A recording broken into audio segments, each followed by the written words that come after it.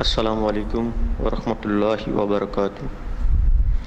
حضرت صاحب، میرا سوال یہ ہے کہ اگر ہم کوئی گھر خریدتے ہیں، خریدنے کے بعد ہم اس کو کرائے پہ یعنی کہ رینٹ پہ دے دیتے ہیں، تو رینٹ پہ دینے کے بعد جو ہے اس کی جو زکوٰۃ ہے وہ ہم اس کی یعنی کہ سال کے بعد اگر ہم اس کی زکوٰۃ نکالتے ہیں تو اس کی زکوٰۃ کیا اس کی پراپرٹی ویلیو پر ہوگی، یا جو سارا سال بیٹھ کے ہم نے کرایہ کھایا ہے اس کرائے کی مد میں زکوٰۃ نکالنی ہوگی؟ تو برائے مہربانی مجھے اس کا تھوڑا سا جواب عنایت عطا فرمائیں، جزاک اللہ خیرہ۔ السلام علیکم ورحمۃ اللہ وبرکاتہ۔ وعلیکم السلام ورحمۃ اللہ وبرکاتہ۔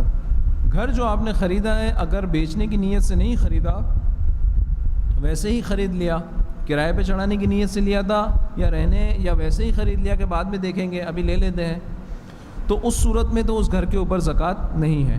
اور اگر اس نیت سے خریدا تھا کہ ابھی میں انویسٹ کر رہا ہوں، اچھے پیسے آئیں گے تو اسے بیچ دوں گا، تو یہ مال تجارت کے حکم میں اور مال تجارت کے اوپر زکوٰۃ لگتی ہے، تب تو آپ کے گھر کی ویلیو پر، کرنٹ ویلیو کے اوپر زکوٰۃ ہوگی۔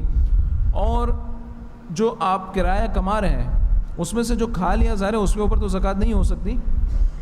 نصاب آپ کے پاس جو ہے، جو نصاب ہوتا ہے اس پر 1 سال گزر جائے تو اس پر زکوٰۃ ادا کرنا فرض ہوتی ہے۔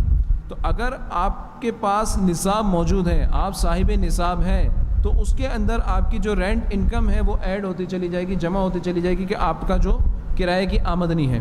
اس کے بعد سال کے اختتام پر جب آپ پر زکوٰۃ کی ادائیگی فرض ہو رہی ہے تو اس وقت دیکھنا یہ ہے کہ اگر آپ کے پاس جتنا نصاب ہے اس کے اوپر 2.5% جو آپ نے زکوٰۃ دینی ہے وہ آپ زکوٰۃ ادا کریں گے۔ ایسا نہیں ہے کہ اس رینٹ پر علیحدہ پرسنٹیج کے حساب سے ہر مہینے زکوٰۃ ادا کرنی ہے، ایسا نہیں ہے، ٹیکس کی طرح نہیں ہے یہ۔ آپ کے اگر کرائے کی آمدنی کے بعد بھی آپ کے پاس پیسے نہیں بچتے، سال کے اینڈ تک صرف آپ کا اس سے گزارا ہو رہا ہے، تو اس صورت میں بھی آپ کے اوپر زکوٰۃ نہیں ہوگی۔ ساری بات کیا ہے، بنیاد کیا ہے؟ نصاب کے اوپر۔